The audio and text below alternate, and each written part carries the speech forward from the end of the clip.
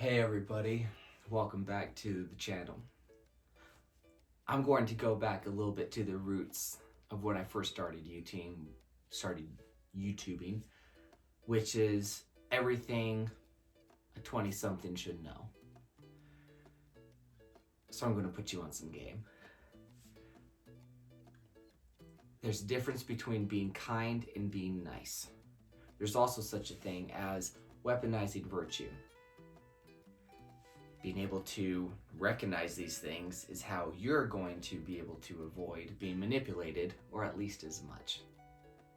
Because we've all been there, and I've been manipulated a lot because apparently that's how I learn.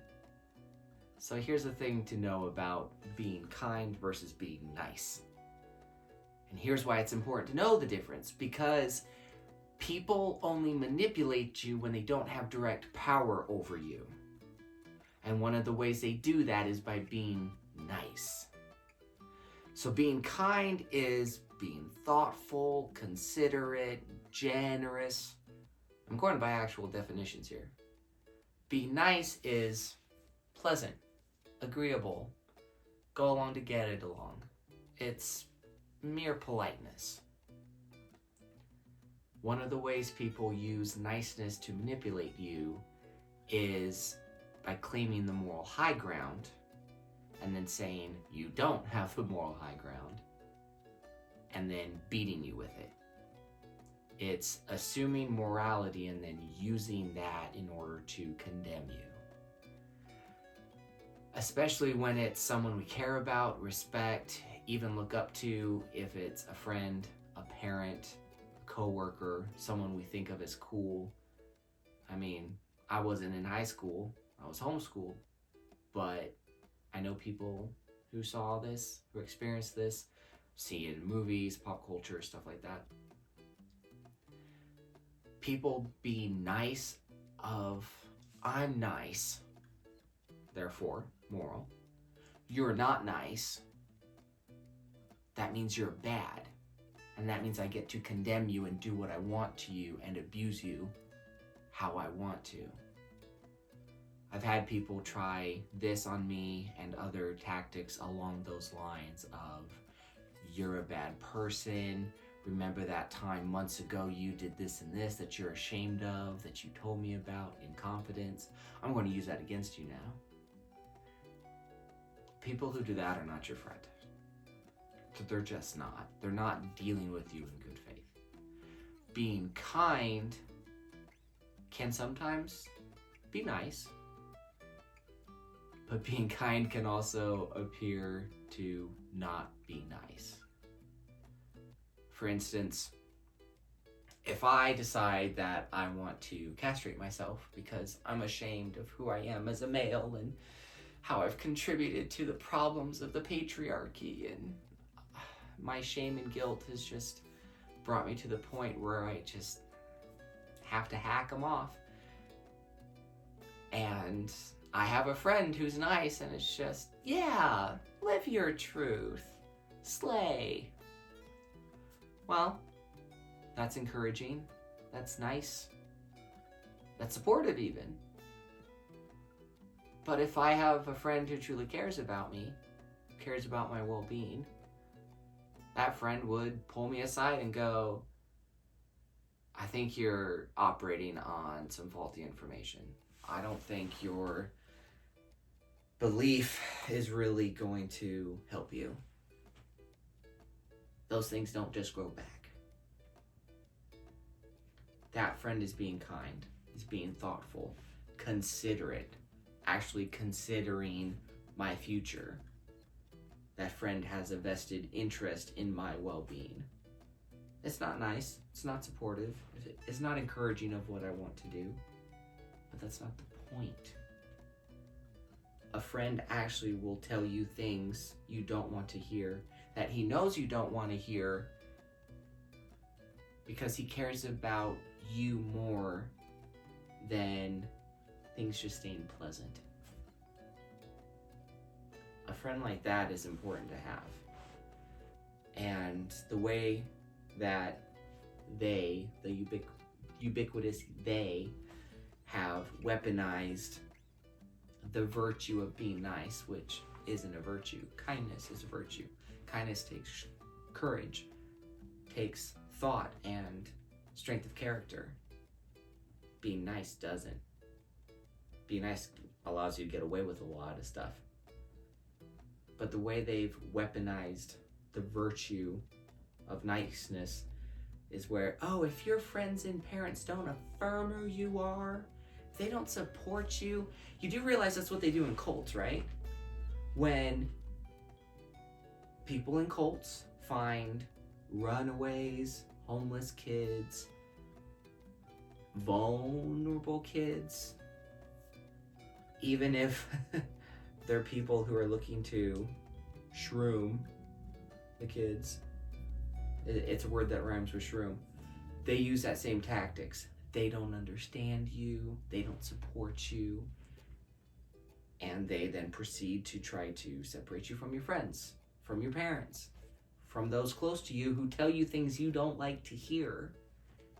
And then you get involved in that cult, and then they have the power over you. And then, since you're so broken, since you're alone and you were rejected and you're dejected and you're now low, and these people are saving you, they have moral authority over you, and they will then use that to manipulate you. We were nice to you. We were nice to you, and we loved you when no one else did. And if you don't do what we tell you to do, you're bad. And that's what's going on in the mainstream these days. And a big part of it is this puerile, juvenile culture of where parents are bad, people who tell you things that you don't want to hear are bad, people who don't affirm you are bad. You know, up north in Canada, it's a crime for certified clinical psychologists to not affirm identities of their patients. I mean, if that's not sick, I don't know what is. Being able to recognize the difference between niceness and kindness is what will then allow you to see when people are weaponizing virtue and are assuming unearned virtue upon themselves. This then leads to avoiding manipulation. So, as a male of the species, I've often been manipulated by the female of the species. Sometimes purposefully, sometimes I've allowed it to happen. Sometimes it's just something I've fallen into. But that manipulation, when you can differentiate between kindness and niceness and recognize that someone's perspective of you is not personal. For the most part, when people get upset with you, when they don't know you, when they're not intimate, close friends, they don't know you. And one of the things is that what they like about us, and maybe that which they hate about us, is often a caricature. And that depends on our authenticity as people and their perspicacity, their intention to actually know the real you. So for instance, if one of my close friends like Trina, Jeremy, Cliff, Mike, Verena, Isaiah, one of them told me something that seemed like a personal attack. You know, something that, hey, that behavior didn't seem good. That behavior was not acceptable. You know, I don't think that was the best approach. I would actually be able to take that personally and apply it and hopefully progress with that. if someone who doesn't know you seeks to take the moral high ground by being nice and then club you with the fact that you're not perfect, if you can recognize that that person is having a hallucination, is having an illusion of you in their mind, in that person's mind, then that helps you not get emotional about it. A reaction is an emotional process. A response is a logical process. And when you can have a logical response to something that is a hostile action, especially an emotional verbal attack when social dynamics are involved of maybe that person trying to ostracize you, make you look bad in front of your peer group or in front of your friends, family, professional groups. When it's that sort of attempt, we do get fight or flight. But when we can go through and see, is this person actually kind, or is this person just being nice, which is just superficial politeness? Has this person maybe weaponized virtue in the past? Is that person attempting to do that now by being nice?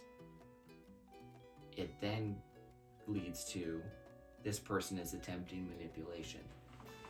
And this person has no real power and or feels powerless and is therefore resorting to manipulation to achieve his goals. When we are not reactive, when we're able to logically respond, sometimes we can just let it go. It has to go nowhere. Depends on the situation. If you're not going to see this person again, if it's at a bar, if it's at the fair, who cares? Didn't rhyme on purpose. But when it's in your family, when it's in your business, when it's in your work, when it's someone you actually have to deal with on a regular basis, one of the things you can do is, like what Andrew Tate had said his father taught him, was you use your perspicacity to observe what's going on, allow the manipulation to continue to find out where the person is trying to take you, and then when the time is right, turn around and use what you learned against the manipulator. It sounds like 48 laws of power type of stuff, and maybe it is. It doesn't mean you have to be hostile, it doesn't mean you have to be vengeful. Those are all things that I don't think are productive. But sometimes you have to let people know what they can and cannot do with you. You have to let them know what the boundaries are, or they're just going to keep doing it. A lot of people are like children, and children are barbarians. They're little savages, and sometimes they need a spanking. And sometimes that's what people need to, is that if they don't experience some sort of pain, if it's embarrassment or a little bit of shame or a little bit of ridicule, then they're just going to keep doing it. And it's just like a poorly trained dog that always jumps up on you. If you don't nip it in the bud, at some point it's going to jump up on you when you just put on a suit and you're going out for a date. Not that that's ever happened to me, of course. Not with my dog. But you get my point. All of this, I hope, helps anybody of any age recognize the difference between kindness and niceness, and maybe helps them avoid in the future, puts a few pieces of the puzzle together, and maybe avoid some of the pitfalls that I've fallen into. I hope you got value from this monologue, and we'll see y'all in the next one.